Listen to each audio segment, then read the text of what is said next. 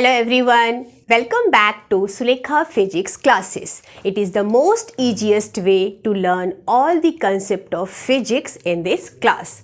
Today I am coming with fourth part of chapter electromagnetic induction.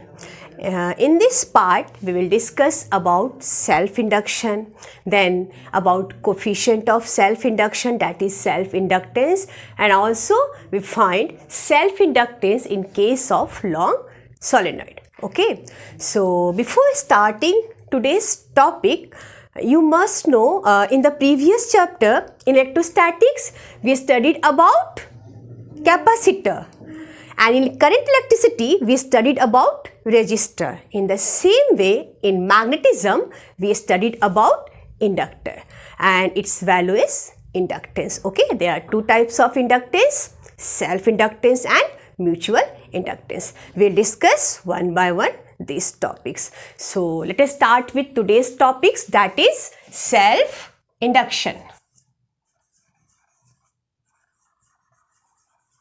What do you mean by this self-induction? Okay, suppose this is a coil, it has some number of turns, and suppose current I flows through this coil, right? What happens when current is flowing through this coil? Then magnetic field is produced inside the coil, right? And due to this magnetic field lines passes through this coil. It means magnetic flux is produced in this coil. And if current is variable, suppose I is variable, then the magnetic flux linked with the coil also changes, and you know that the change of magnetic flux produces what according to Faraday's law? That is induced EMF, or you can say back EMF, right? So this phenomena in which a current, variable current is passing through a coil itself, and due to this variable current, magnetic flux linked with the coil changes, and due to that change in magnetic flux, induced EMF is produced inside this coil. And if the coil is closed one, then that induced EMF gives induced current, and that induced current is produced in the same coil in which current is passing, right? That's why this phenomena is called self-induction. And direction of self-induced current is given by again Lenz's law. It always opposes the cause which produces it, right? So you can write in self-induction, the phenomenon of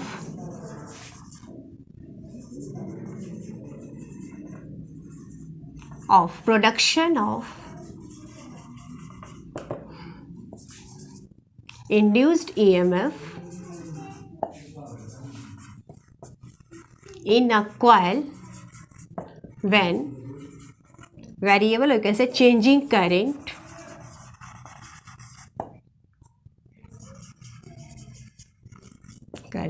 is passing through the coil, is passing through it, right? This is self-induction. Okay. Now, what is the direction of induced EMF? Suppose first case, if current is increasing, right?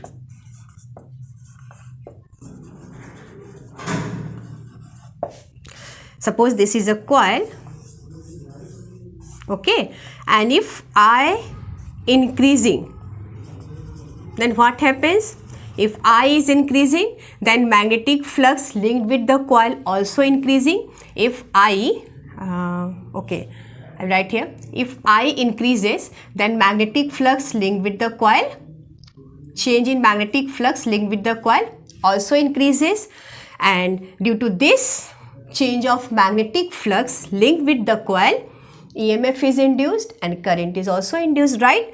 What is the direction of that induced current? That induced current is produced due to the increase in magnetic flux. So direction is such that it tries to decrease the flux. It means it happens only when current is flowing in opposite direction, right? So I induced must be flow in this direction, opposite to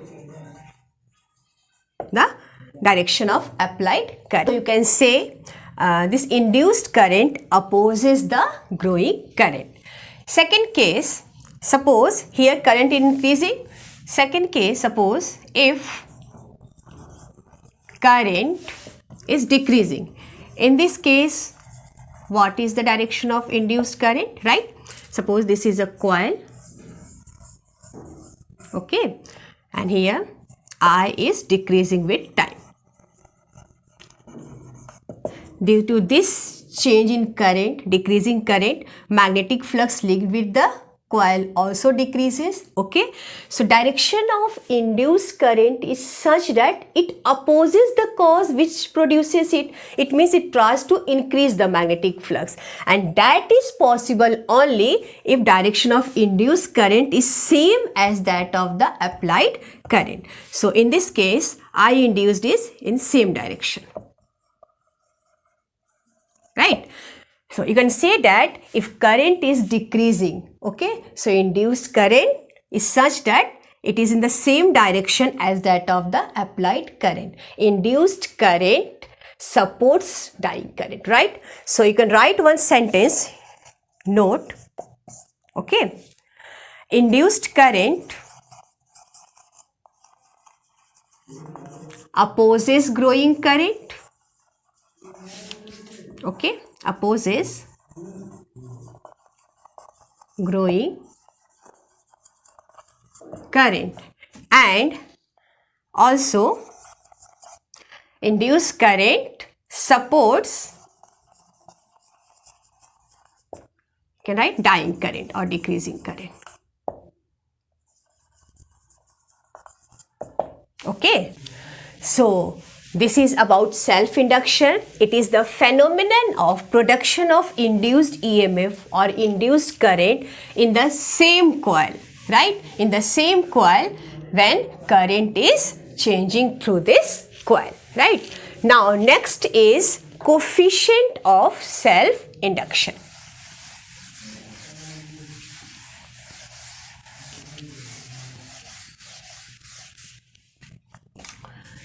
Coefficient of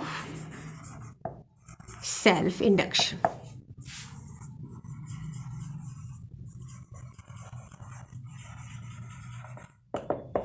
Or you can say self-inductance also, okay. Self-inductance. What is this? Like the value of resistor is resistance, capacitor is capacitance, in the same way the value of this inductor is inductance. So what is coefficient of self-inductance? Okay, suppose this is a solenoid, like large number of turns in the coil, and if current flows through this coil, let I be the current which is flowing through the coil. What happens when current flows through the coil? Magnetic flux is linked with the coil, okay. Let magnetic flux linked with each coil be phi, and let's suppose that total number of turns in the coil is n be the total number of turns, okay, and let phi be the magnetic flux linked with each coil, okay. Each coil has magnetic flux phi. Now greater the current passing through the coil, greater is the magnetic flux linked with the coil, okay. So we can write, suppose if phi is magnetic flux linked with each coil and S is total number of turns in the coil, then what is the total magnetic flux linked with the whole this coil?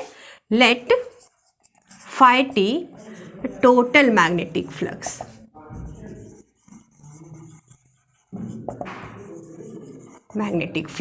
Okay, then this phi t becomes what? phi is magnetic flux of one coil. Then there are n number of turns in the coil. So total magnetic flux is n phi, right? And this magnetic flux depends on current. Magnetic flux induced or linked with the coil is directly proportional to the current flowing through the coil. So this phi t is proportional to I. This, when you remove this proportionality constant, it becomes Li. Okay, phi t equal to Li. This L is called what? This L is called coefficient of self-induction or self-inductance. Okay, where L is self-inductance. Right? So what is its value becomes? L equal to phi t by I. And what is the total magnetic flux linked with the whole coil? This is n phi. So n phi by I. Okay. This is the formula for coefficient of self-induction or self-inductance. And what is its unit? SI unit of this self-inductance is Henry. And this 1 Henry becomes, what is the SI unit of flux? That is Weber, and I is in ampere. So you can write SI unit of self-inductance, okay, that जो कि L है आपका, is Henry, capital H. And 1 Henry equal to phi by I. It means Weber by ampere. 1 Henry equal to 1 Weber by 1 ampere. Okay. So from here, how we define this L, self-inductance? If I put I equal to 1 ampere, right? If I equal to 1 ampere, okay, then this L becomes what? Phi t. Then L equal to phi t, total magnetic flux linked with the coil. So we can say that coefficient of self-induction or self-inductance is numerically equal to the total magnetic flux linked with the coil when unit current flows through it. We can define in this way. Okay. Now here, if I constant current is passing through the coil, then magnetic flux linked with the coil, right? If this current is changing, then what happens according to Faraday's law? The magnetic flux linked with the coil also changes, and that change of magnetic field produces induced EMF in the coil. So I am going to write this self-inductance in terms of induced EMF. Okay, you write these things first. Then next is the self-inductance in terms of induced EMF. Okay. Now suppose this I is variable or changing, right? If current is changing, then magnetic flux linked with the coil also changes, and due to that change in magnetic flux, induced EMF is produced in the coil. So from Faraday's law,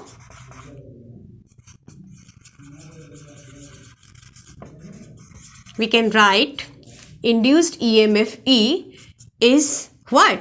Equal to minus d flux total phi t by dt, right? And again, we already know what is the relation between phi t and L. Okay, this is when I equal to 1 ampere. Phi t is proportional to I, right? And this flux total is equal to Li. We already discussed this one. Okay, so we write in place of total flux Li, then it becomes minus d by dt. Okay, in place of phi t you write Li. This L is a constant, we take L outside, this becomes minus L di by dt. Okay, and if I take only magnitude, then we can write this one as E equal to L di by dt. And then from here, self-inductance becomes E by di by dt, right? From here also, we can define self-inductance, like in this case. Here, when a unit current flows, self-inductance becomes total magnetic flux, right? Here, if di by dt equal to 1 ampere per second, then what becomes? L equal to E. So we can define this one also, self-inductance, as self-inductance is numerically equal to the induced EMF developed in the coil when rate of change of current flows through the coil is unity. Okay, 1 ampere per second current flows through the coil. In that case, self-inductance is equal to the EMF induced in the coil. So, we can define self-inductance in two ways, in terms of L equal to phi t when I equal to 1, right? This is one way, and this also L equal to A if di by dt equal to 1 ampere per second. In both ways, we can define self-inductance. In this case, you write coefficient of self-induction or self-inductance is numerically equal to the total magnetic flux linked with the coil when unit current flows through it. And from here, we can define self-inductance is numerically equal to the induced EMF in the coil when rate of change of current flows through the coil is unity, right? In both ways, we can define self-inductance. One more thing here, this L is E by di by dt, or L equal to this one phi by I, but it does not depends on phi and I. You know, like resistance, what? R equal to V by I, but it does not depend on V by I. It depends on R equal to rho L by A, length of the conductor, area of the conductor, nature of the medium. In the same way, this self-inductance also does not depends on flux or current. It depends on shape and size of the coil, right? You write one thing, this self-inductance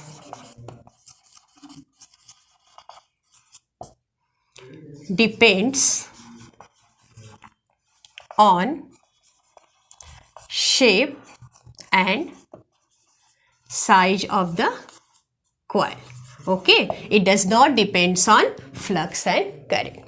After this, next one is, what is the value of self-inductance in case of a long solenoid?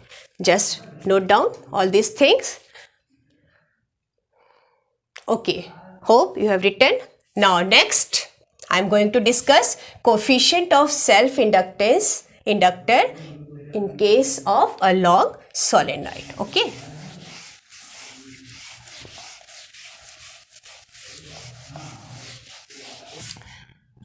Now, self-inductance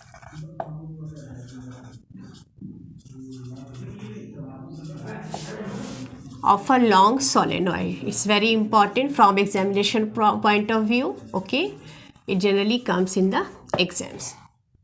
Self-inductance of a long solenoid. Suppose this is a solenoid of, suppose the length of the solenoid is N. Okay, and suppose N be total number of turns in the coil solenoid. Total number of turns in solenoid, right? Now, also let us suppose that this is R, okay, and R be the radius of each coil of the solenoid. Radius of each turn of this solenoid, right? And also suppose that let A be the area of cross section of solenoid, right? And this A becomes what? A equal to pi r square. Okay. Now suppose I current is flowing through this coil. When current is flowing through this solenoid, then what happens? Magnetic field inside the solenoid is constant and it's given by, let magnetic field is produced inside the solenoid when current is flowing through it. Magnetic field inside the solenoid is constant and given by, what is the formula for magnetic field inside the solenoid? This one, B equal to mu naught n I. What is small n here? Capital N is total number of turns in solenoid and a small n is what? Number of turns per unit length. And total number of turns is how much? Capital N. Length is L. So this small n is number of turns per unit length, n equal to n by L. Okay. Okay. Now this magnetic field, magnetic flux linked with the coil, magnetic flux linked with each coil, right? And suppose magnetic flux linked with each coil is suppose phi. So this phi becomes what? Phi becomes B dot A, where B is magnetic field inside a solenoid and A is the area of cross section of solenoid. Okay, this is magnetic flux linked with each coil. Then how many number of turns in the solenoid? Total number of turns is n. So total magnetic field becomes what? Total magnetic flux is linked with the coil is phi t equal to n phi, right? And this n is what? This n is n into small n into L. Total number of turns you write in terms of small n, n into L. And what is this phi? Phi is B dot A. And what is B? You write here. What is B? Mu naught n I. And you just write in place of area, you write pi r square or you just write A. Okay. So this phi becomes mu naught n I. Phi is mu naught n I into A. So this total flux becomes what? Mu naught is visible, na? I think. Okay. Mu naught n n square I A L. Okay. This is total magnetic flux linked with this solenoid. Now again we know that this phi t becomes what? L I, right?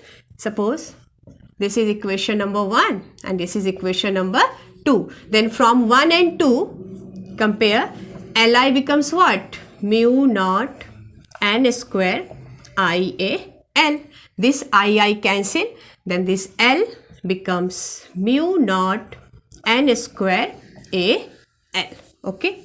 This is the value for self-inductance in case of a long solenoid having length L, area A. You can also use in place of A, you write,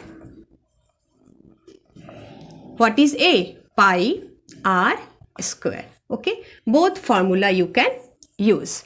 And from here, it is clear that this self-inductance depends on what? It depends on L, depends on this length and area, na? It means shape and size of solenoid. Okay. It does not depends on flux and current.